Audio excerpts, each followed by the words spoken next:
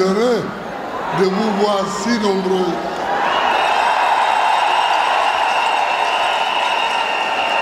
Je voulais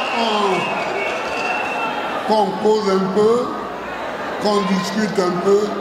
Eh bien, vous avez répondu à mon appel.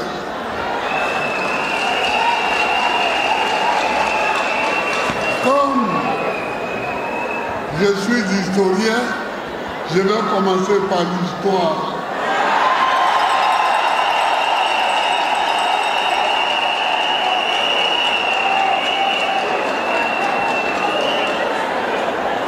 En 1949, à Treichville ici, il y a eu des bagarres politiques. Mais comme le PDCI-RDA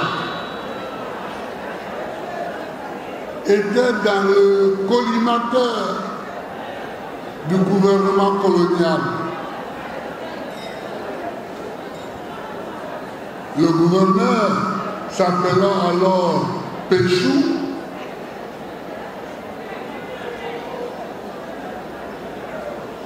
ils ont arrêté tous les grands militants du PDCI et ils les ont mis en prison à Bassam.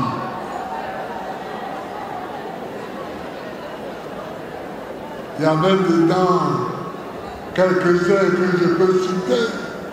Jean-Baptiste Moquet, surnommé par les militants Jupiter. Il y avait le grand Mathieu. Il y avait mon grand-frère Bernard Dadier. Il y avait Séri Corée, etc. Ils étaient à Bassam.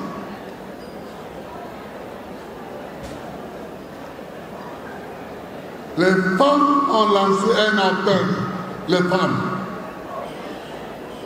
Elles disent qu'elles ne peuvent pas laisser Péchou faire ce qu'il est en train de faire. Elles se sont rassemblées à l'endroit qui est devenu aujourd'hui la gare de Grand Bassam.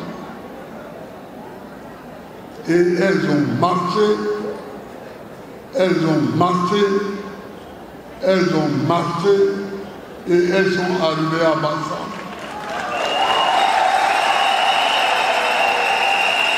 Elles sont allées directement à la prison. Ça a été chaud, mais ça a été ça la lutte. Finalement, elles ont obtenu gain de cause. Elles ont obtenu la libération des militants qui étaient arrêtés.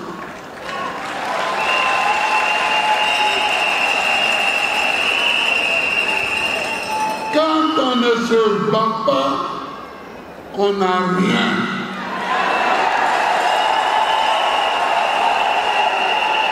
C'est quand on se bat qu'on obtient la liberté.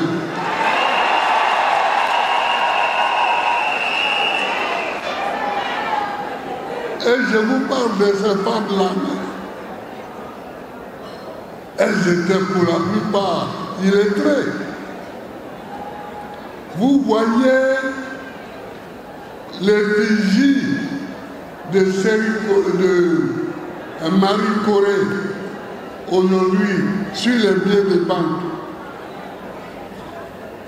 Mais Marie Corée, elle ne savait pas parler français. Elle était illettrée, mais elle était combattante, elle était militante.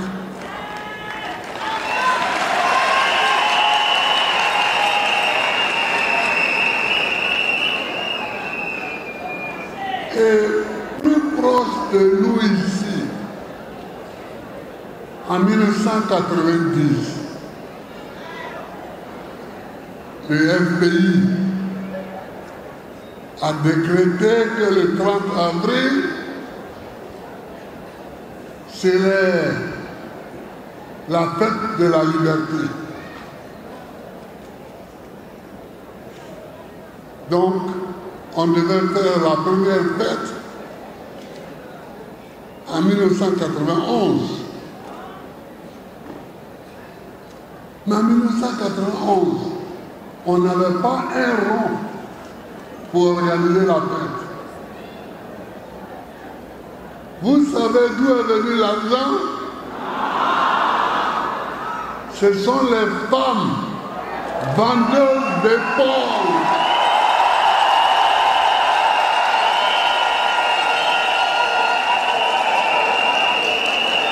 Les femmes vendeuses d'éponges à Koumassi, à Marcory, à Tréguier, c'est elles qui sont venues me voir à notre siège pour dire, secrétaire général, on voit que tu as des difficultés. Elles ont détaché leur Keiba.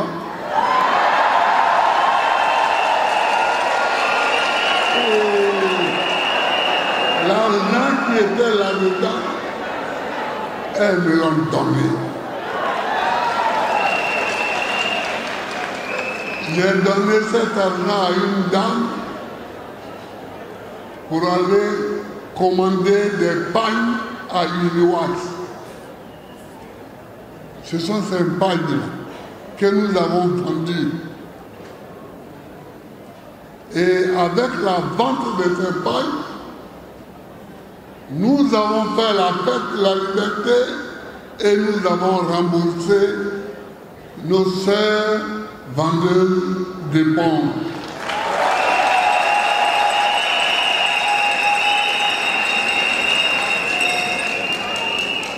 Je vais me limiter à ces deux exemples pour dire une chose. Parmi vous, il y a beaucoup de femmes qui n'ont pas été à l'école et qui sont complexées. Oui, je n'ai pas été à l'école. Oui, je ne peux pas faire ça. Moi, ma maman n'a pas été à l'école.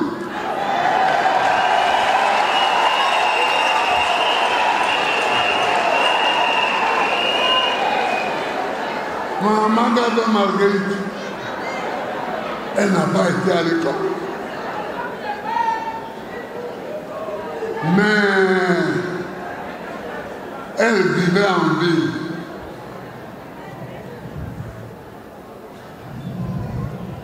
Son oncle, Gris Camille, a été ministre en 1958. Gado Marguerite dit, il faut que mes enfants aillent à l'école le plus loin possible.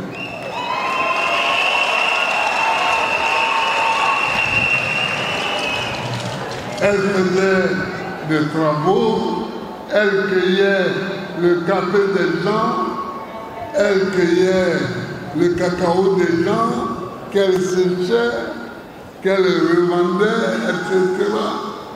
Jusqu'à ma soeur Jeannette et moi, ma maman s'est occupée de nous à l'école et nous sommes devenus ce que vous voyez aujourd'hui.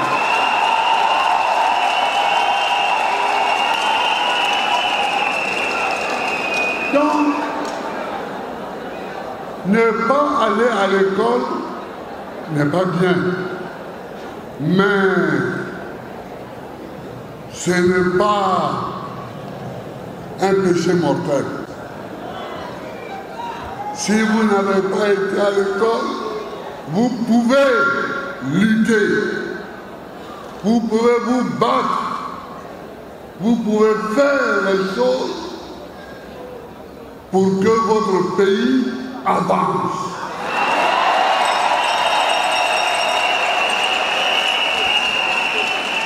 Vous pouvez faire des choses pour que votre pays avance. Les cadres de mon âge les cadres de mon âge, combien de leurs parents étaient instruits? Pas beaucoup. Pas beaucoup. Quand papa était policier, était d'abord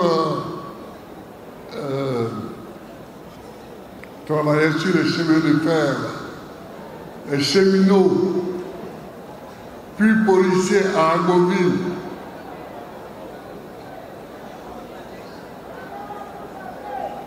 Les jeunes d'Agoville qui étaient à l'école avec nous, la plupart de leurs parents n'avaient pas été à l'école. Donc ça, ce n'est pas un péché. Ne soyez pas complexés. N'ayez pas honte. N'ayez pas honte. N'ayez pas peur de vous engager dans le combat.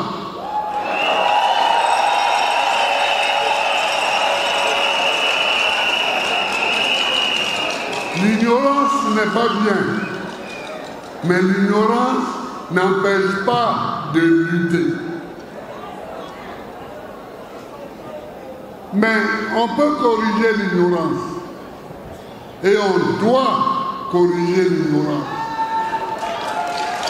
On doit corriger l'ignorance en construisant aujourd'hui des écoles dans chaque village. On doit construire aujourd'hui des écoles dans chaque village. Et les jeunes filles et les jeunes gens doivent pouvoir aller au collège. Parce qu'on doit multiplier les collèges. On doit multiplier les collèges. Partout, pour que les jeunes filles aillent au collège le matin et reviennent l'après-midi. Pour que les jeunes gens aillent au collège le matin et reviennent l'après-midi. Dans mes engagements, j'ai dit ça. Qu'il faudra que ce pays soit couvert d'écoles partout. Écoles primaires dans les villages, collèges et lycées dans les centres de sous-préfecture ou des communes. Il faut apporter l'enseignement aux enfants. C'est pas parce que les femmes ignorantes ont fait des grandes choses pour la libération de la Côte d'Ivoire que nous devons laisser les enfants dans l'ignorance. Nous devons les aider. Nous devons les aider à être instruits et instruites. Nous devons les aider. Donc ça, c'est la première chose que je voulais vous dire. Et puis l'engagement des femmes en politique. Mais qui a dit que la politique était réservée aux hommes? Qui a dit ça? Qui a dit ça?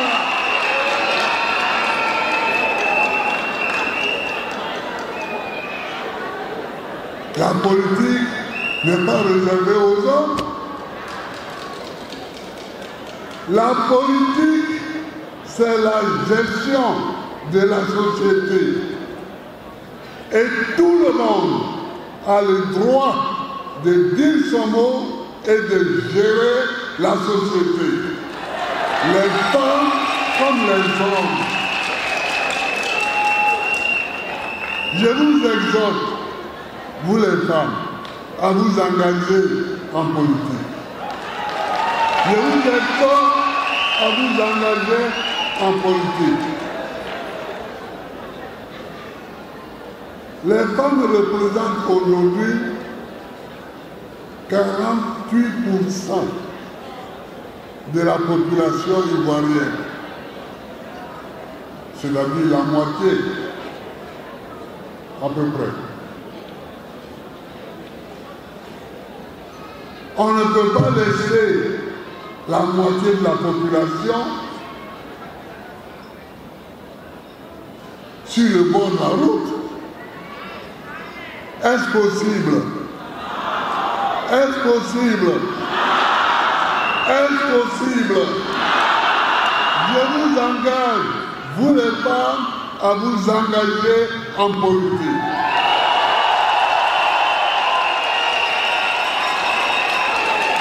Je vous engage à vous engager en politique.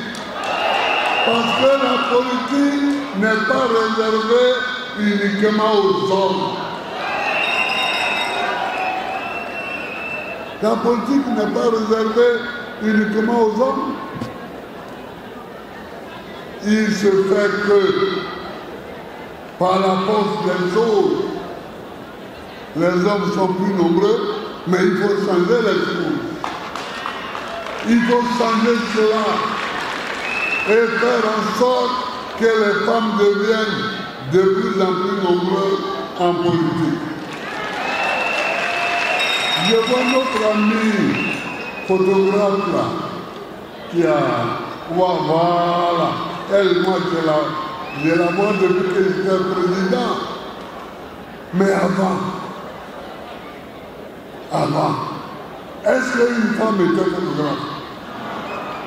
Avant, quand nous étions petits, il n'y avait pas de femme photographe. Vous savez, c'est comme ça que les choses doivent évoluer progressivement. Ce qu'on ne voit pas aujourd'hui, on doit pouvoir le voir demain.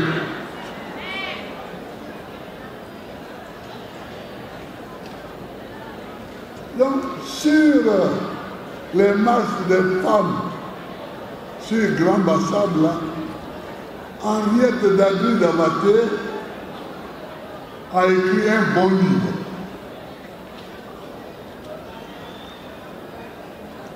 Pour celles qui peuvent acheter ce livre-là,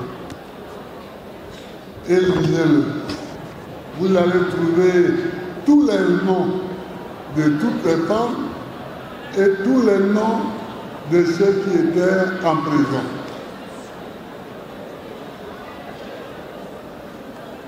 Il faut s'instruire.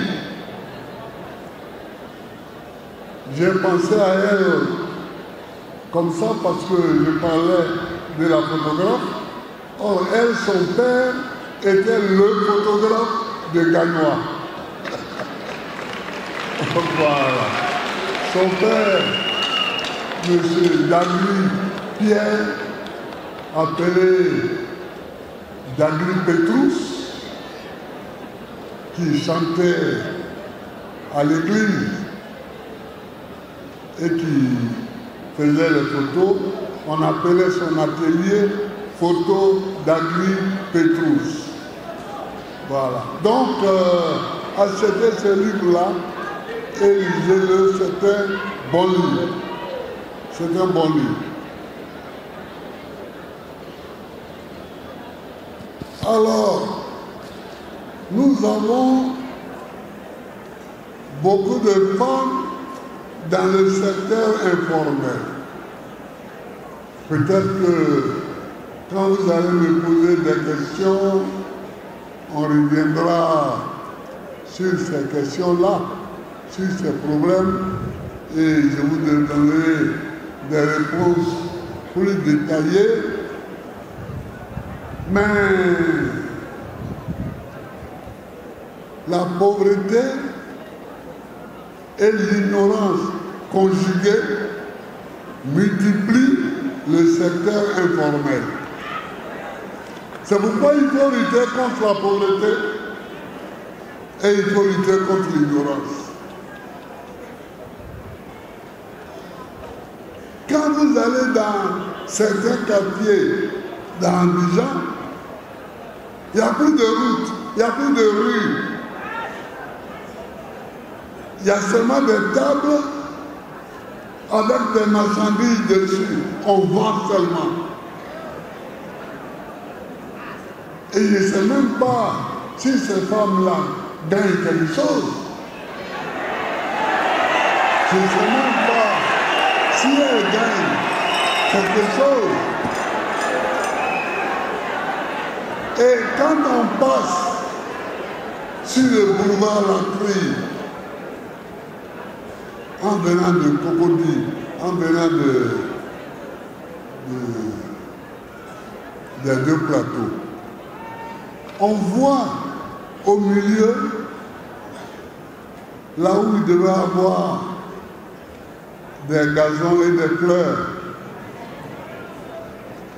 pour séparer les deux pans de l'autoroute, on voit des femmes qui marchent avec des plateaux sur la tête. Il y en a qui vendent des mandarines.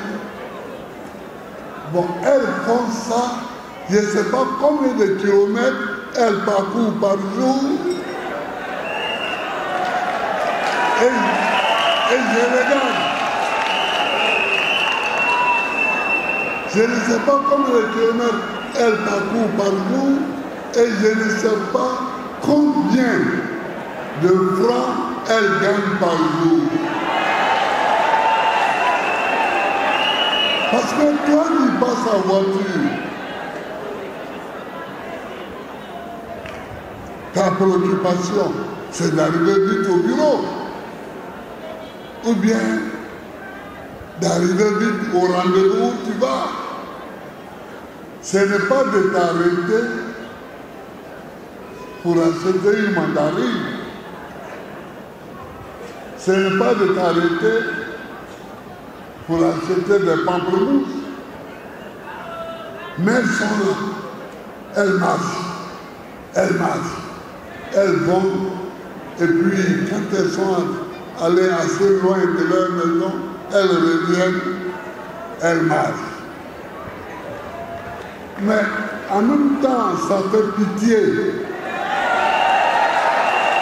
Ça fait pitié pour ces femmes-là. Et en même temps, ça fait pitié pour le pays.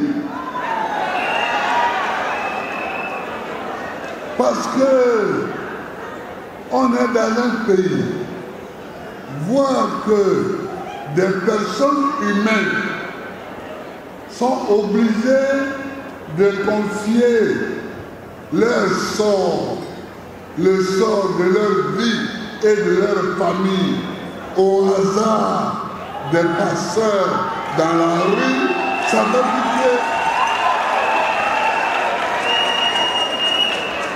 Ça fait pitié. Alors quand tu arrives à Bobo, alors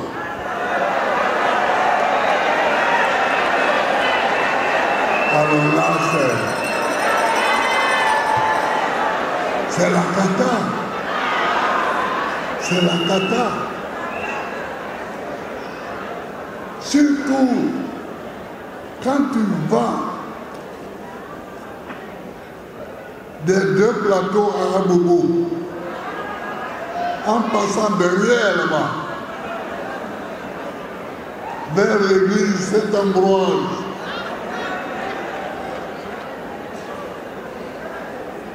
il arrive des moments où tu ne distingues plus entre la rue et le marché.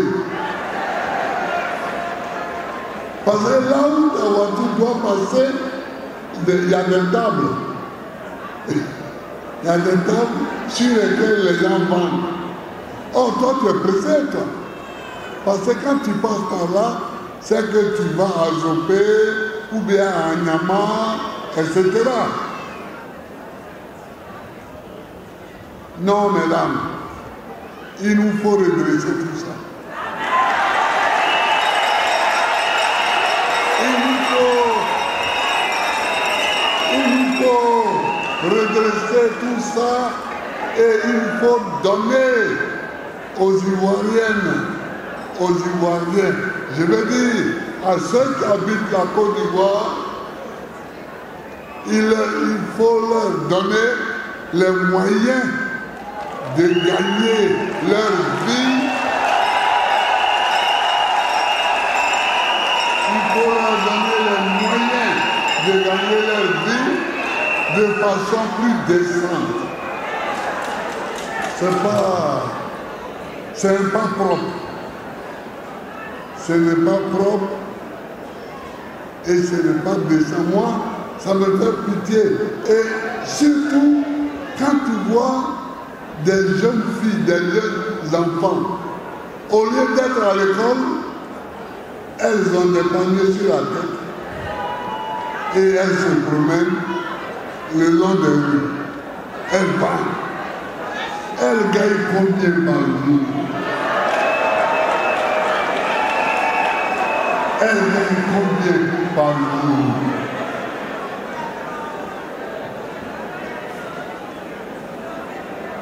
Non seulement elles ne gagnent pas l'instruction parce qu'elles ne vont pas à l'école, mais elles ne gagnent même pas de l'argent parce que ça leur, même si ça leur rapporte, c'est peut-être 100 francs ou 200 francs. Vous comprenez? Alors, sur tout ça, il nous faut travailler, il nous faut agir, il nous faut réformer. Il nous faut réformer.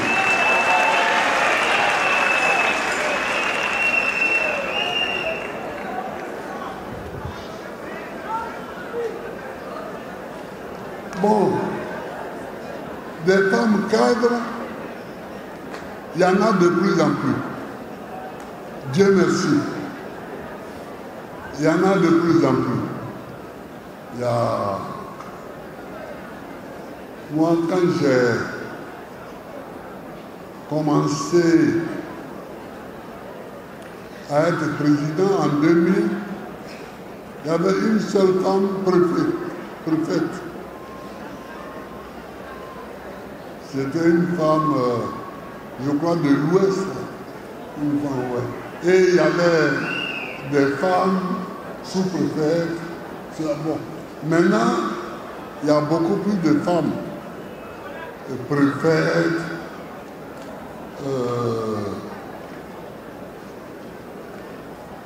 secrétaire général de préfecture, sous-préfète. Donc, ça va. Mais vous voyez, ça, c'est le résultat de mettre les enfants à l'école, de mettre les filles à l'école. Quand on les met à l'école, automatiquement, elles débouchent sur les mêmes métiers que les hommes. Il y a des femmes qui sont avocates. Il y a des femmes qui sont avocates. Il y a des femmes qui sont magistrates. Il y a des femmes qui sont professeurs. Et là, il y en a beaucoup dans l'enseignement. Il y a des femmes qui sont professeurs. Il y a des femmes qui sont institutrices. Bon, donc, il faut encourager les jeunes filles à aller à l'école. Et tous les partis politiques doivent faire cet encouragement. Et ceux qui sont au pouvoir, comme nous pensons que nous le serons bientôt,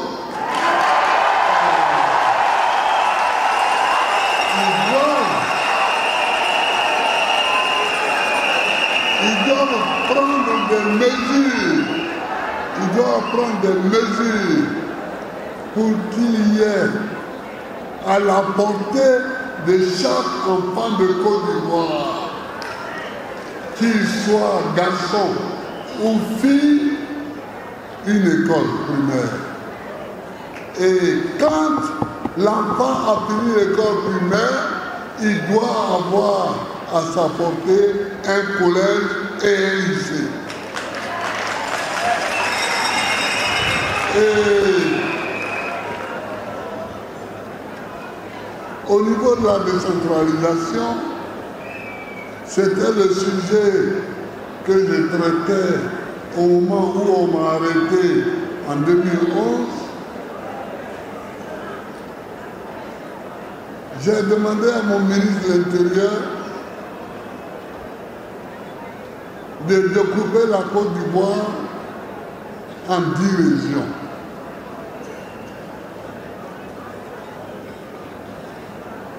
Il est venu me voir, il dit qu'il a travaillé, mais lui, il arrive à 12 régions. Je dis, c'est pas grave. Mais si on met en place les régions, il faut que dans chaque région, il y ait une université et un CHU. Il faut que dans chaque région, il y ait une université et un CHU. Ça, c'est pour donner la chance à tous les enfants du pays. C'est pour donner la chance à tous les enfants du pays.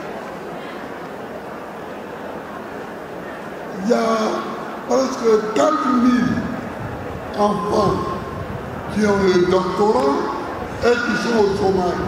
Est-ce que c'est normal?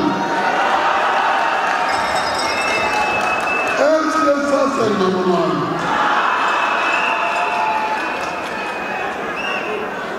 Bientôt, je vais discuter avec leurs représentants, puisqu'ils ont demandé à me rencontrer. Mais il y a des choses abominables. Il y a des choses abominables qu'il faut supprimer. Il y a des choses abominables qu'il faut supprimer. Tu vends au marché d'Aldamé. Tu vends des petits trucs au marché d'Aldamé. Tu te bats pour que ton enfant aille à l'école. Tout ce que tu gagnes, tu mets dans l'école de ton enfant. Cet enfant-là, il va à l'école et il a un doctorat. Il revient au pays et il n'a pas de travail.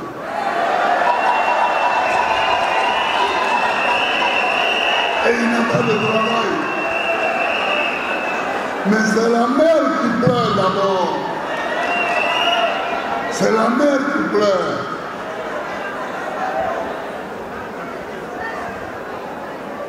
Vous voyez?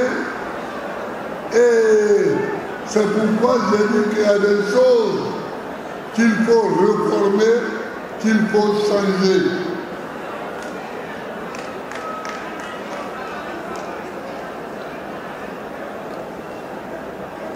On est venu pour discuter, donc vous avez la parole bientôt pour parler et je vous répondrai.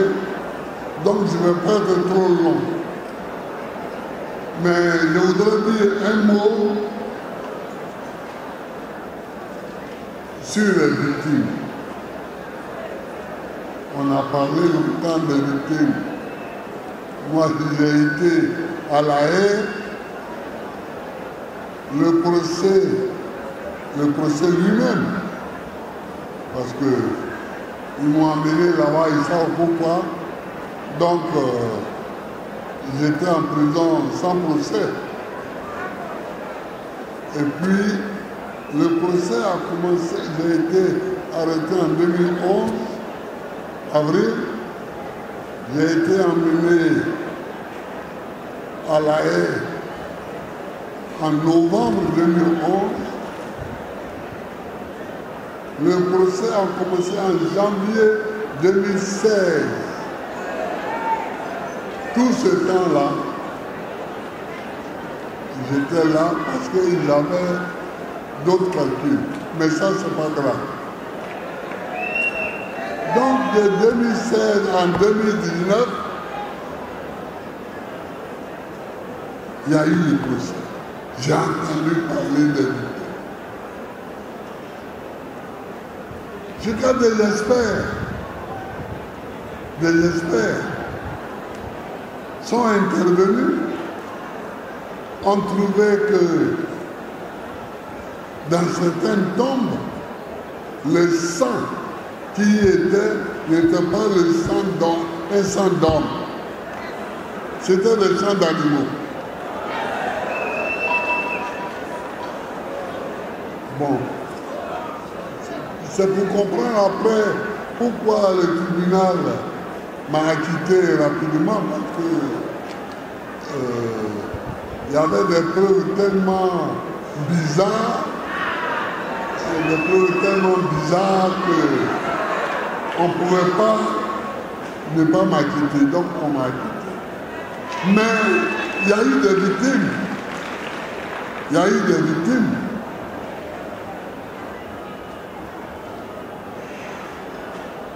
Si tu as Dieu près, à Dieu près, il y a eu beaucoup de morts.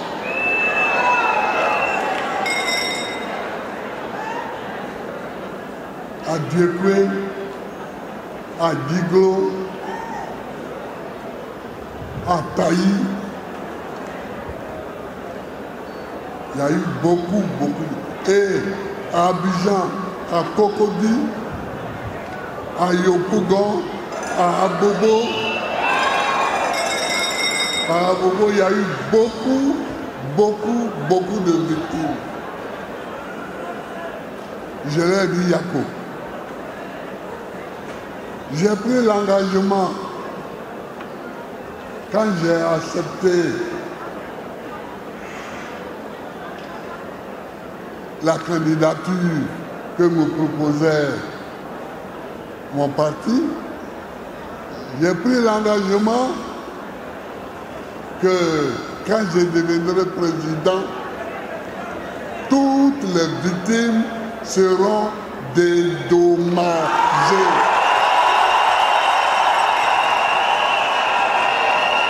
Que toutes les victimes seront dédommagées. Je vous remercie.